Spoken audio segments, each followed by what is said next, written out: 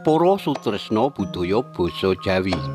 Sugeng pepanggihan malih kalian Subadi Prawata. Ing kalodhangan menika badhe ngaturaken waosan buku basa Jawi Cerita Cekak. Anggitanipun Bambang Susilo JR.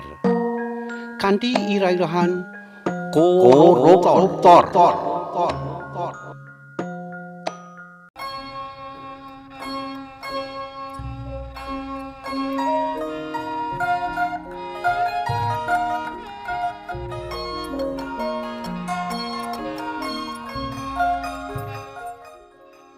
Panas, panas. Tokno aku, wadahku wegah kanggonan. Ngopo kowe manjing ana ing badanku? Metuwa, metuwa. Ruang priksa Dr. Ahmed wengi kuwi geger. Nangani penyakite Pak Ribut kang aneh. Medis uga bingung diagnosa apa sing trep. Kepripun, Dok? Gerah napa? Sabar nggih, Pak. Sawetawis menika gangguan bipolar, Pak. Panjenengan sedereke Pak Ribut. Menapa menika, Pak?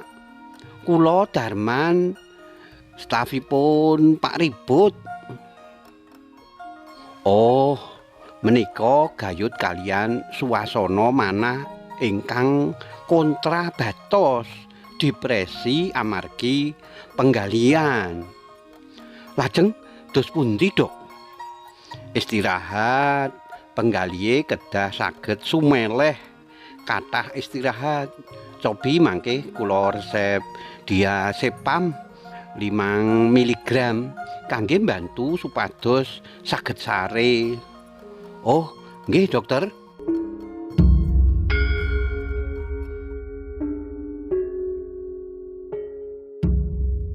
Ana ngomah Ribut godrah dene kakunge nganti sore urung bali.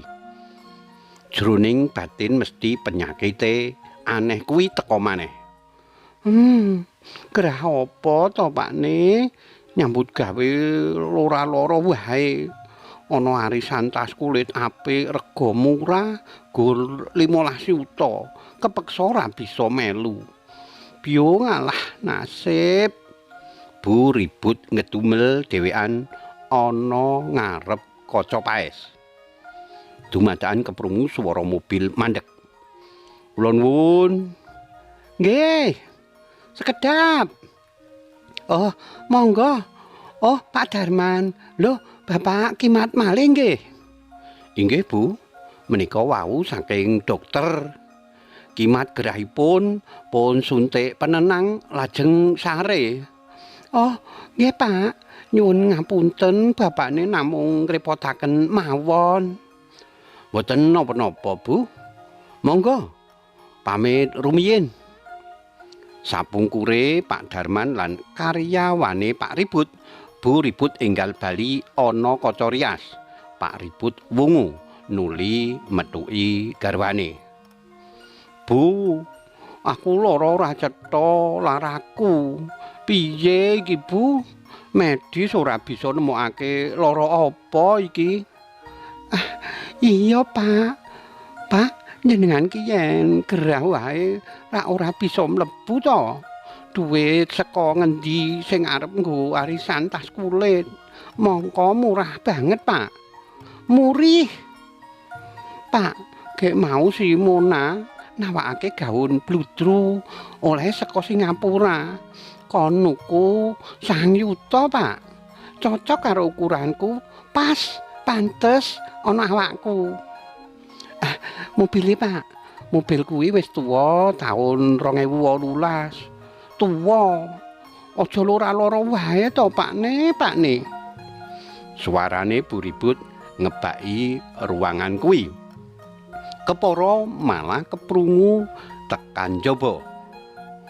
Bu, mula to, Bu. Ayo to, Bu, budidaya. Aku golek tamba. Laraku kumat pendak nyemplung kantorku. Iya, Pak. Ge ndang mari to, Pak. Urip saiki kuwi ora kaya jaman simbok. Saiki apa-apa larang, awake dhewe terpandang, Pak. Mosok tas rega pasaran, mobil kuno, sandangan wae kelas pasar. Gengsi to ya. Iya ya, Bune. Bebasan kaya tetembangan kae. Najan bandul kalung emas gedene sak sirahing macan dak turuti, Bune. Ning awakku njaluk mari sikik, Bune. Ah, iya, Pakne. Pakne, rene Pakne. Lenggah caket aku. Dak omongi.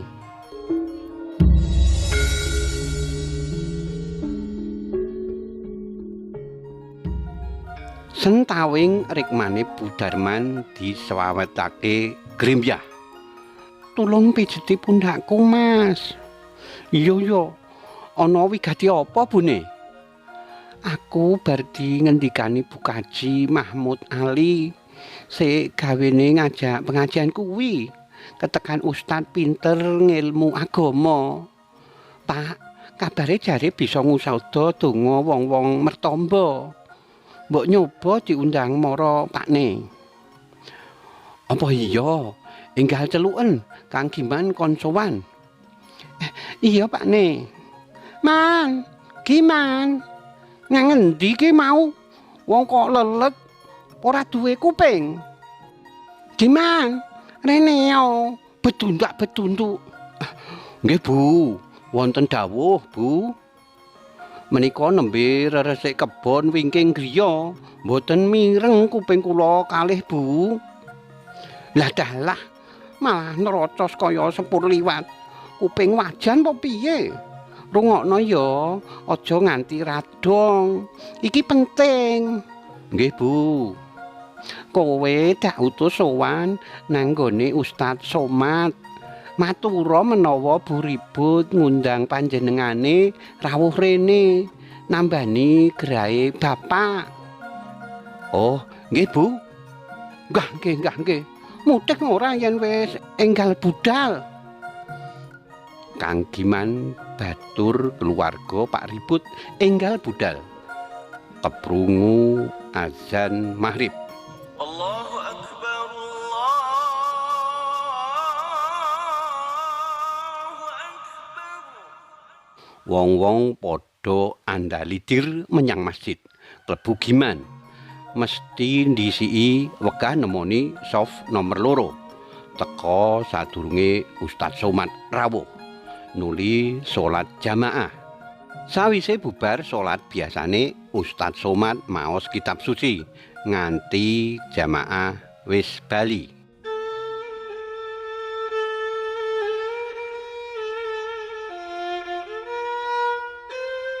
Giman nunggu rampunge banjur metokake. Assalamualaikum, Tat. Waalaikumsalam. Oh, Kang Giman, ana perlu apa sajak bingung? Ngaten, Tat. Monggo kersa rawuh ten dalemipun Pak Ribut bendoro kula. Panjenengane gerah aneh. Monggo Ustad Somad kersa tindak.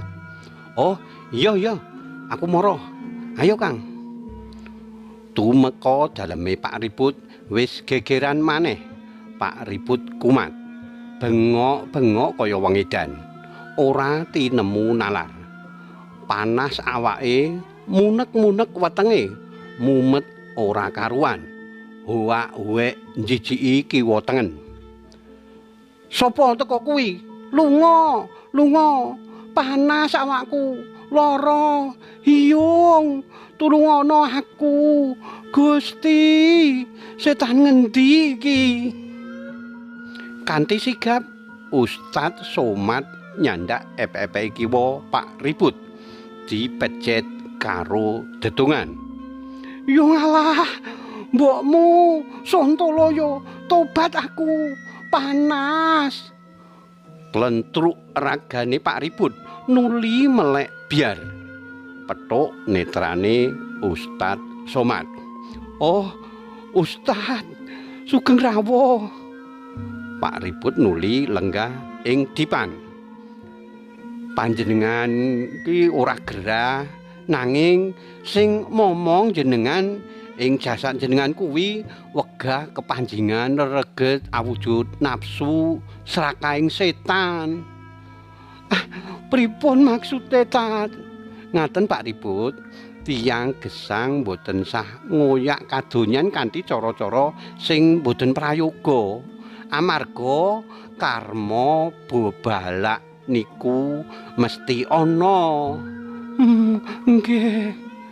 Mila kersa syahadat rumiyin, wudu lajeng salat. Menika minangka tetulak tumindak murka.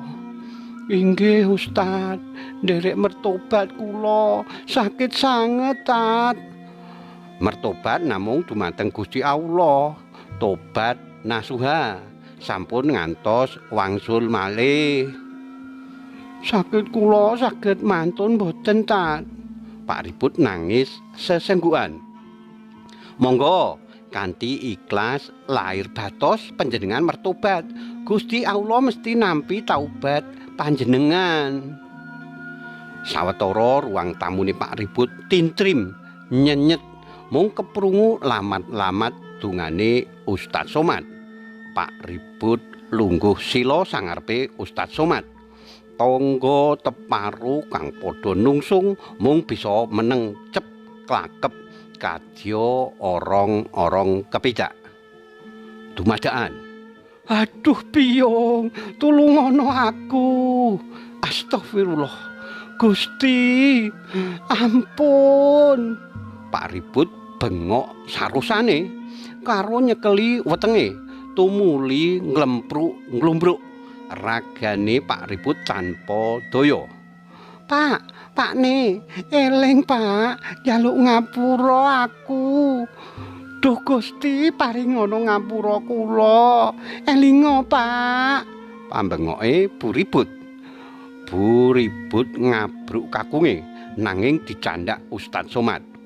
Bapak mboten napa-napa Bu, monggo radi tebih Bu. Kumelun keluk tipis putih jumedhul saka mbun-mbunane Pak Ribut.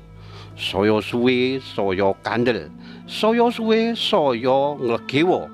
Kanyata keluk putih kuwi cetha dadi seratan-seratan aneh. Uang tip, kompensasi, sogok, pelicin, uang TST, uang diam, hapeng parsiaret. Hapeng parkopi, ceceremet biyong, sambung sinambung kumelun dalan pedhot-pedhot. Saka geger katon kaya mbekisik pakulitane tumuli metu seratan-seratan nota-nota kosong. Kahanan mangkono kedadian udakara setengah jaman. Wong-wong panungsung padha kamigilan. Mangkono kahanan sanyatane panguripan keluargane Pak Ribut. Duor, ketak, wus, grobak. Miyak swasana tintrim saka kamar riase Bu Ribut pating klothak. Banjur kotak pepaes, Mas inten kuwi kobong mengangah. Klambi sandangan padha kobong datan ana sebab. Mobil kang diparkir ngarep omah uga kobong. Nanging najan geni molat-molat, omah lan perangan omah sakawit ora melu kobong. Kanyata kuwi tinggalan leluhure Pak Ribut kang soleh. Bu Ribut ibut bingung kamigilan mlayu rono rene tanpa sandang kumlawer. Amarga sandangan kang diagem uga melu kobong, banjur ndelik ana kamar kaya wong edan. Geger ing omahe Pak Ribut lerem bareng keluk putih saka mbun-mbunane Pak Ribut ilang. Geni kang mulat-mulat padha ilang nora katon parane. Mung ninggal langes lan awu ireng. Prasasat meh saisi omahe Pak Ribut entek kobong dadi areng. Ustaz Somad nuli unjal ambegan. Alhamdulillah keprungu mobil patroli polisi mandek ngarep omah. Nuli polisi cacah 5 mlebu. Maaf, betul ini rumah Pak Ribut? Oh, betul Pak, ngendikane Ustadz Somad. Beliau kami tangkap. Ini surat perintah kami dari KPK dan komandan kami. Pak Ribut digelandang menyang kantor polisi. Karipto dening Bambang Susilo JR. Cariyos menika kapetik saking kalawarti basa Jawa Jaka Lodang. Nomor 53 tanggal 3 doso setunggal Mei 2000 selangkung ing Ngayogyakarta. Matur nuwun awit kawigatosanipun saged pepanggihan malih wonten ing cariyos sanesipun. Matur nuwun, nuwun.